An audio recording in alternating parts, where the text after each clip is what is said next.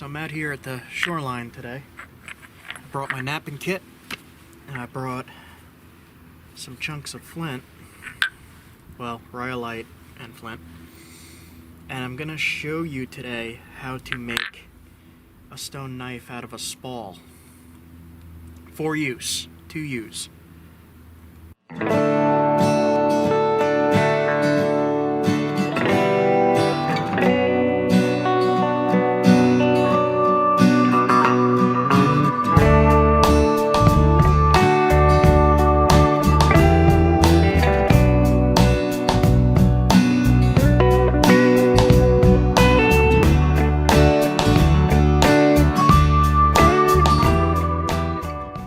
I always bring multiple pieces. In this case I brought 3. I have some more out in the car because when I nap I hit so hard I sometimes break them. So when you're looking for a stone to make a knife, you want something that doesn't have too many flaws in it. What I mean by flaws is crystal pockets, little cracks in the rock. You can see there's a few here. Just those lines going through the rock.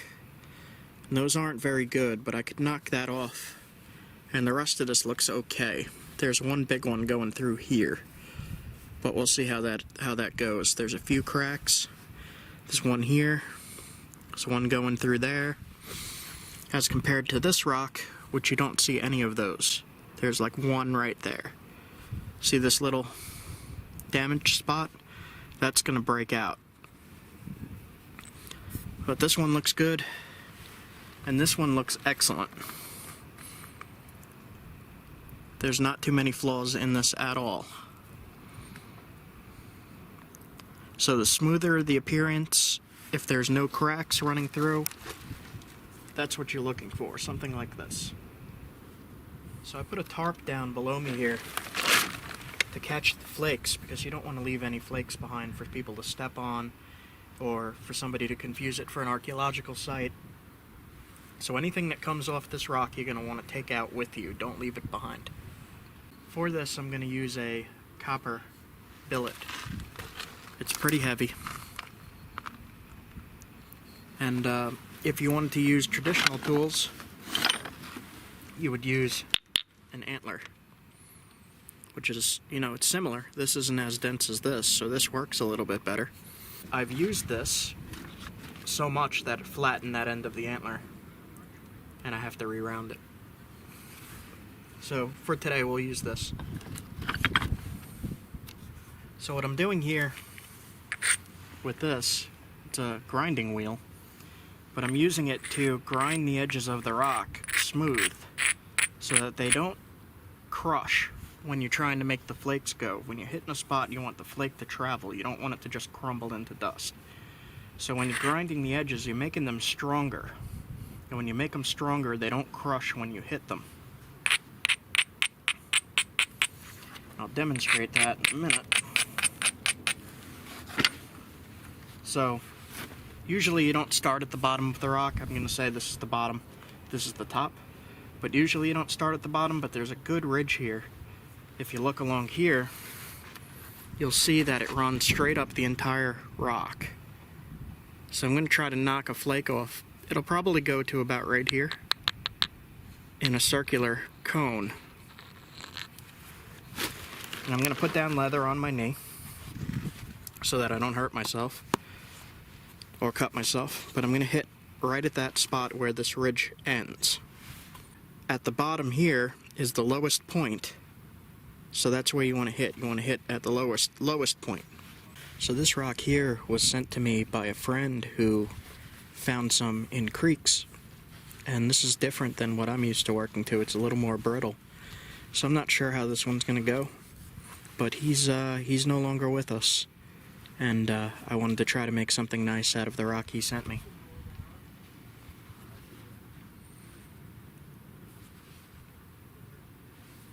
So I'm gonna try this. I don't know how it's gonna go because I'm not used to this material at all. I don't know how hard I have to hit. I don't know how soft I have to hit. I don't know if it's going to break.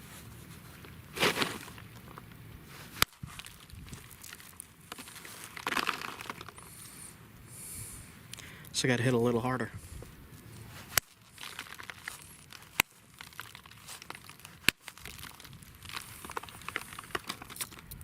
It's a little crumbly in there.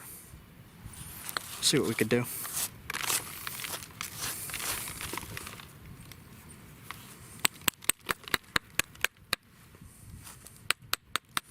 So what I'm doing here is I'm trying to make where I'm going to hit the lowest point on the other side. So when you flip it over, there's a low point, and that's where you want to hit to drive the flake. But in order to get that, you want to hit on the opposite side. And I'll show you what I mean in a minute. That's an arrowhead.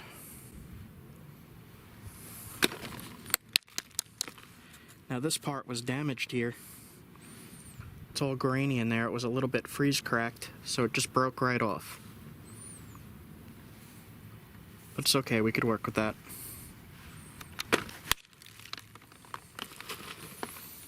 Now when I hit this one, it broke, but the entire flake came off from there, and it thinned it down up until this point here where it hinged out. Now another reason for keeping your flakes and bringing them home with you is because every one of those flakes you could make into a tool, you could make into an arrowhead, you could make into a spear point. You don't want to waste rock. I see another crack going through here, so I'm going to try to just knock this piece off.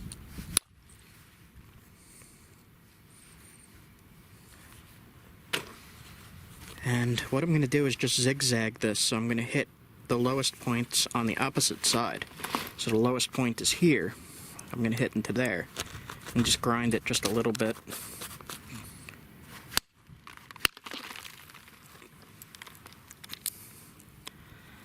Now that would have went clear across the piece, but there's damage in here that stopped it. So we're going to want to get rid of this piece too. I see a line going through here. So we'll see what we could do.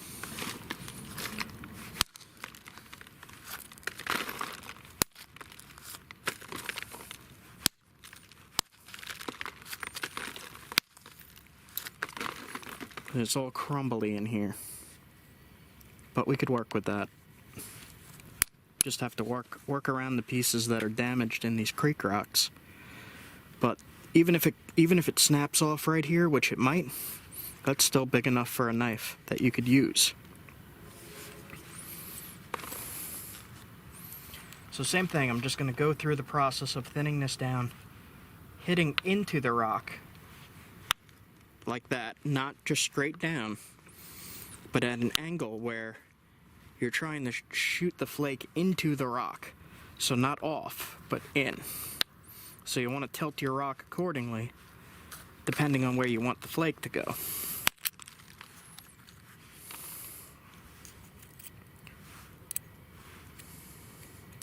That's a nice little knife.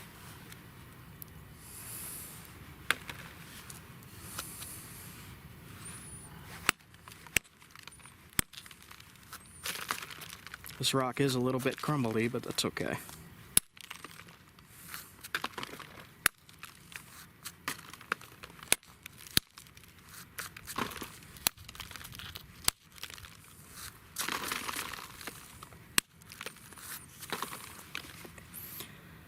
Now it's forming that zigzag, and you could see here that it's getting sharp.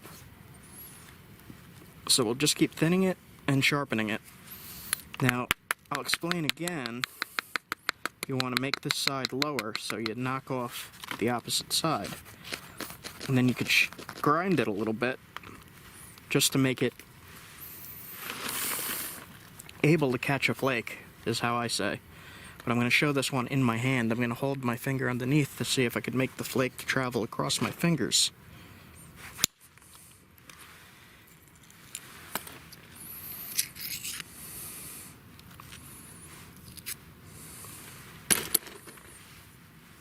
Now we have one there, one big one there, another one there. And this side is still untouched. So I like to work one side at a time, so that I'll just continue doing this.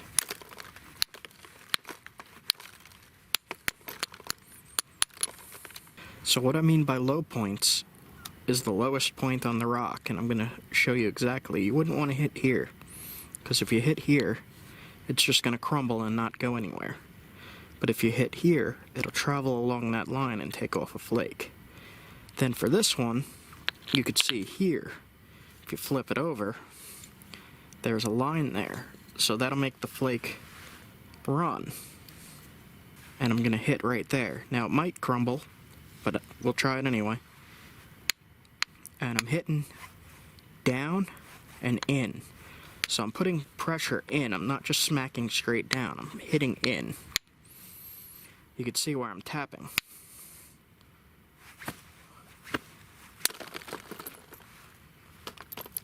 And that took off that whole section there. Now, the platform is right in the middle. So you don't want to do anything there. Now, you're going to look for another low point, like there. So now I'll do the same thing and hit right there. That hinged out because of damage in there, but that's okay. I'm good at working around that.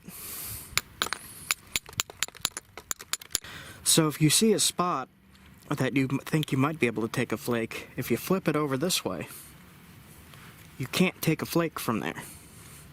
Because when you flip it this way, this is the high point. So, but if you flip it this way, that's the low point.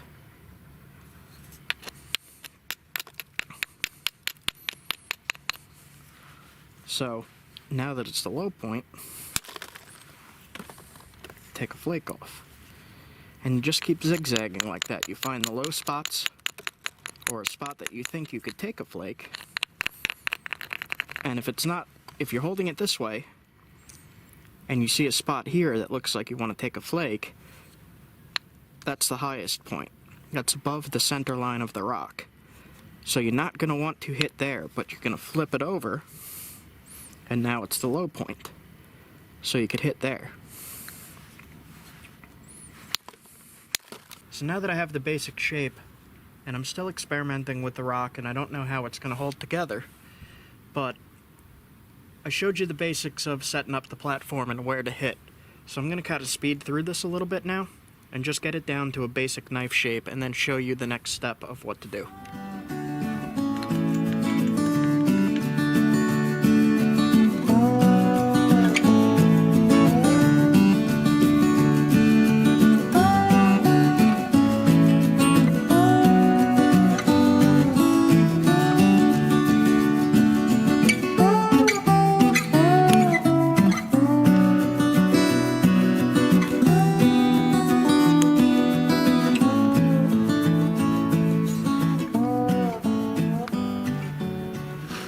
So I knocked this down into a biface, which means flakes on both sides. Bifacial, has two faces. And how I did that was just how I showed you before. I kept hitting those low spots. Like that, over and over again, until it thins it down. And you get your basic knife shape. So I'm going to show the next stage of making this into a knife. You could already use it as is, you just have to sharpen up the areas you grinded off. So to sharpen them, you would just use an antler and push down. I'll show that in a minute. But this is just about done for me. I don't mind the base being a little thick because that leaves me more room to resharpen as I need to, if I need to. It doesn't have to be a super thin, super parallel flaked all the way across the whole piece to be effective for use. It looked just like that. This is how artifacts look. Random flaking, still sharp as can be.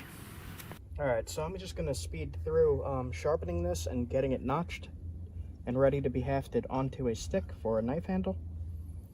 But the same exact thing I did before with the bopper, you're going to do with a flaker. This is a piece of copper and a dowel. Now the way I do it is I put it under my leg, like that. I find the lowest point, and I push the rock into the flaker, and then I hit the flaker with an antler. And that'll pop flakes off. And you're gonna do that all the way down the piece. And you're still thinning it, but you're also sharpening it. Here's a good one. Blue all the way to the middle.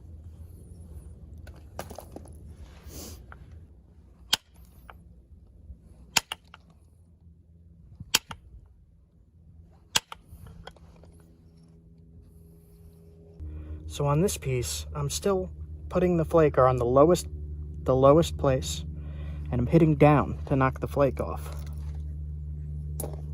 And I'm going to do that on every low point, and then I'm going to flip it over and do the same thing on every low point. Alright, so I sharpened this up. This side's pretty thin. This is going to be the cutting edge. This side's a little thicker, so I'm going to leave that to resharpen as I need to. I thinned down the base, and I made places to haft it to tie into the stick. So I'm going to notch out little spots for the sinew to go when you're wrapping around. And that's really easy to do. A lot of people have a problem with it, but you got to support the whole piece. So support it as much as you can, like that. Look where you want to notch, and the same thing, hit straight in and down. And then you're going to flip it over and do the same thing. And flip it over again, same thing. And then you're forming a groove to tie in. Now I want that to go just a little bit deeper.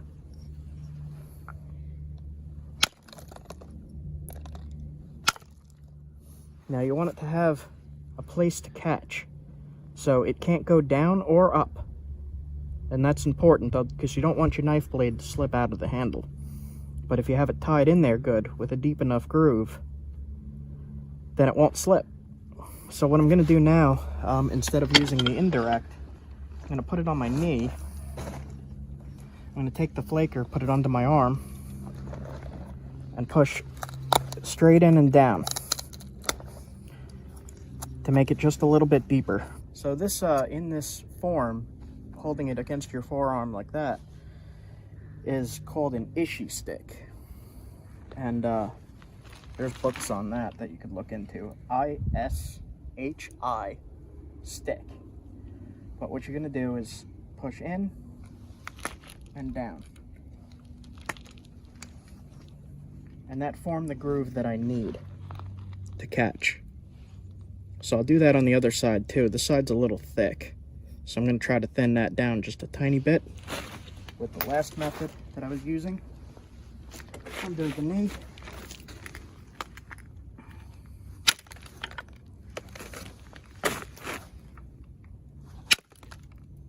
Okay, so now we'll just speed through that, do the same thing here.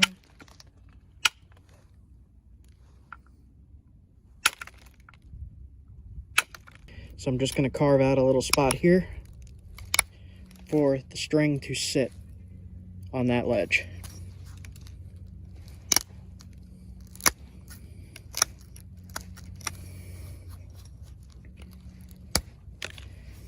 Okay. So there's some more work I have to do here, but this will cut. This side I need to do a little more work as well. But that's just about finished for the blade, for the knife blade. And these I use them on everything. They work really well. Sometimes I just put them out my pocket. I'll show you.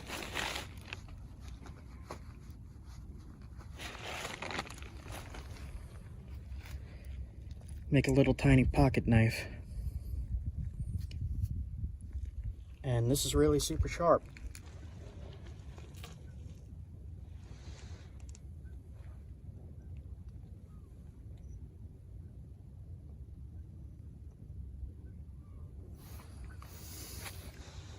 On this rock, you can see it's very shiny and glittery inside, and that's quartz crystals.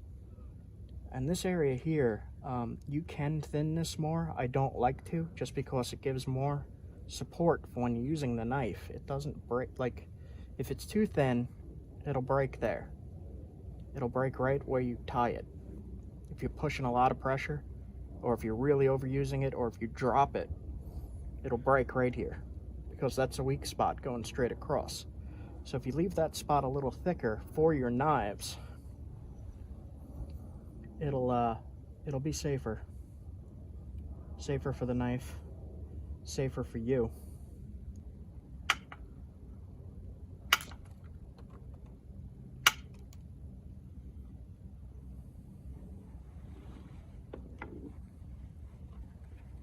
So did you get that just now? The seagull dropped a shell to break it open on that rock, and then he quickly ate it and flew off. Now I used my Ishi stick. I took a little flake there, a little flake there, a little flake there. It made a little serrated edge, and I sharpened it to a tip by doing the same thing. All I did was put it in the leather in my hand and knock flakes off that way. I have a little problem spot there, but I'll fix that up. And then you have a very, very sharp tip. Wherever you're going to tie it, wherever it's touching any other piece of wood or sinew or anything you use in the tie, you're going to want to gently grind it so that it's not sharp. Grind in the notches so that it's not sharp, so it doesn't cut through the sinew.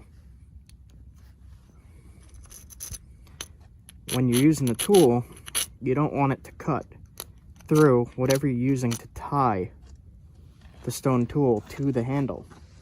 If it cuts through the wrapping, it's no good. So this is a New York chert sent to me by my friend who passed away a couple months ago. And I wanted to make a nice knife out of his rock. He asked me to, but he never got to see me make one. So I made one. Here you go, buddy. This is some pretty tough stuff. It hinges a lot. It's not too great of a material, but they did use this. It's very, very sharp. And we'll get this on a handle. I grinded the bottom a little. I thinned it just a tiny bit so that I could slide the stick on here. And we're almost finished with the knife.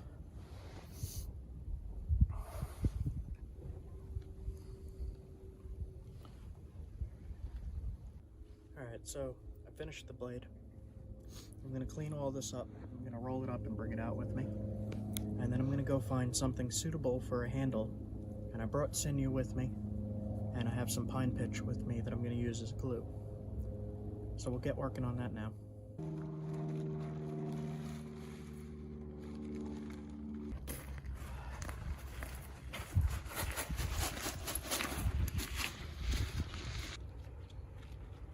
So I'm just going to look around for a suitable handle of a branch that fell or something hanging off, or maybe some driftwood or something. Maybe I'll find something laying around that I could use, and we'll take a look now.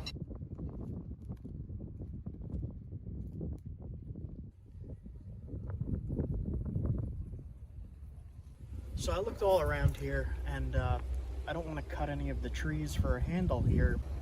And I looked around on the ground. Everything's way too dry, too brittle, it'll snap. So I'm gonna go maybe look for some driftwood or something, just something along maybe with the side of the road as I'm driving. And I got everything I need to tie it to the handle once I find the handle. And I wasn't gonna look out there, but it's all flooded, so I'm gonna head that way.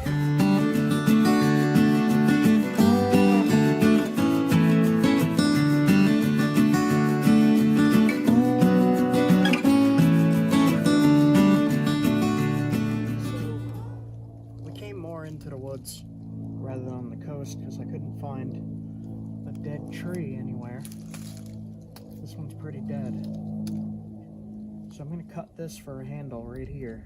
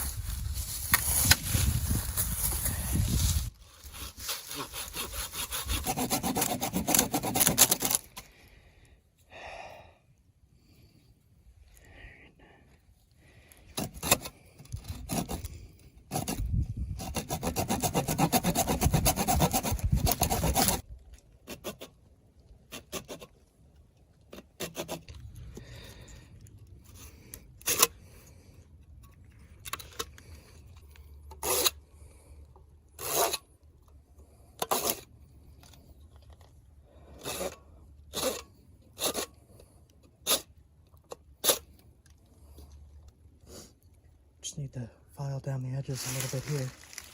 It's almost deep enough. That's deep enough. Just need to grind this a little bit. Maybe saw a little deeper. And then we'll be good to add the glue and the sinew. And you'll have your knife.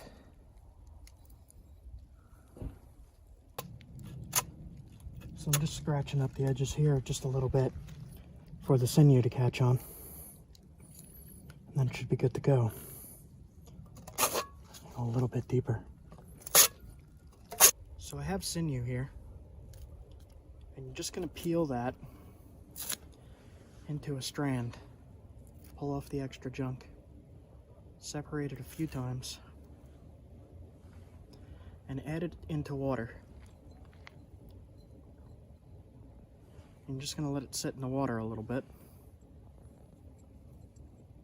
while you're messing around with the other things. You want to make sure it's entirely under the water.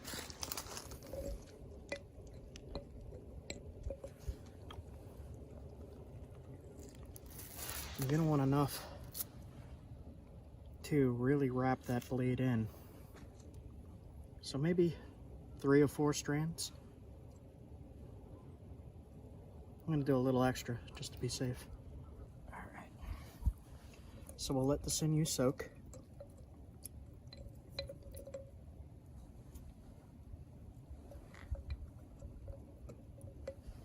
While that's soaking, in my last video I collected some pine sap, and I'm going to use that in my glue.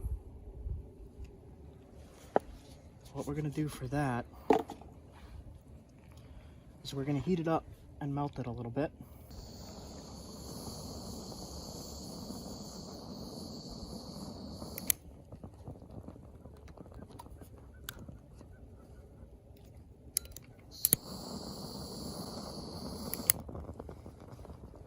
Okay, so once it's dripping like that, add it into the notch. Not too much.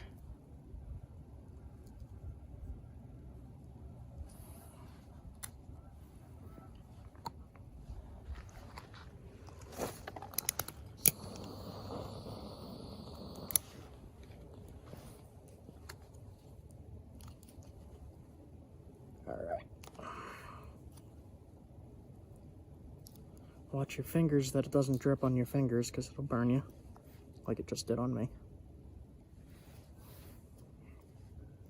So you're going to want to make charcoal, just enough to mix with that glue.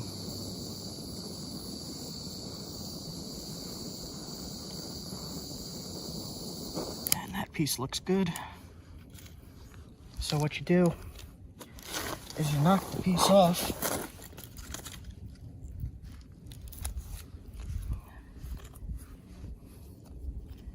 And you grind it up.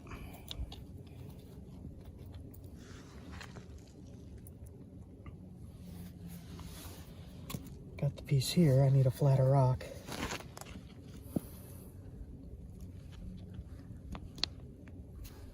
You don't really need too much.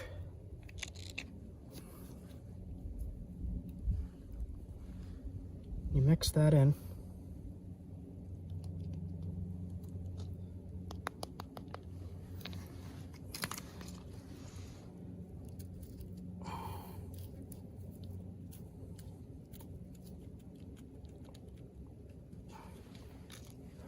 It smells really good. You pat that all down, all the way.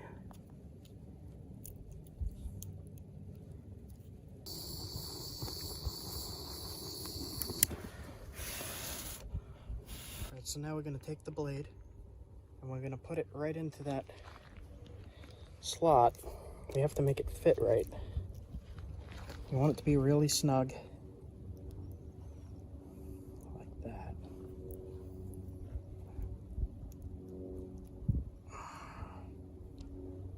Okay, then you're going to push the sap up against it. Be careful, it might still be hot. It's hot. Then you're going to let that dry. shouldn't take too long to dry. So now that this is a little more dry, and as that hardens, it'll get drier and drier. But we're gonna wrap it with the sinew now. I just have to dump out this water.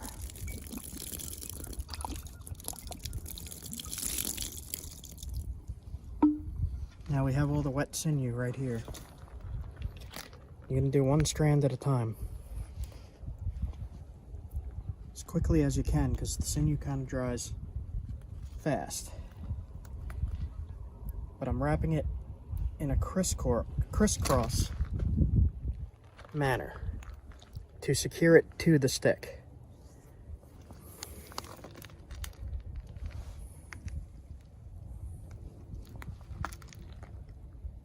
And here, I make a little bit of support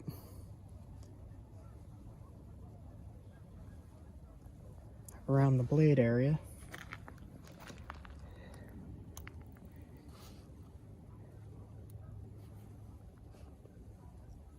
What this does is when the sinew dries, it shrinks and it grabs really tight. And it'll make a really secure bond here.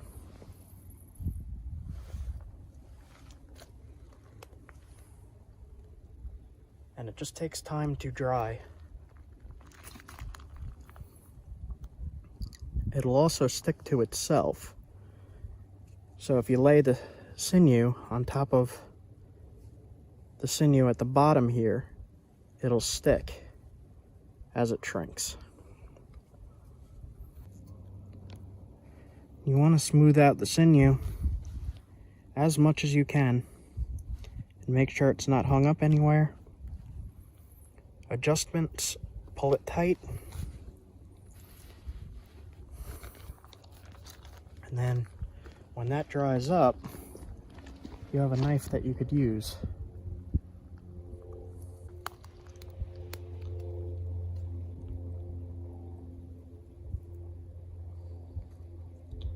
You're gonna want to give it time to dry.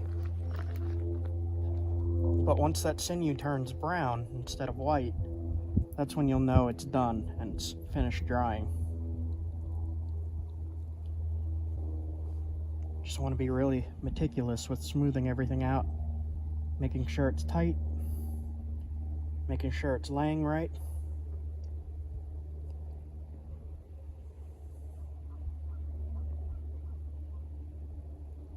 And once you got it how you want it, you just set it to the side and you let it dry. And you have your primitive stone knife ready for use.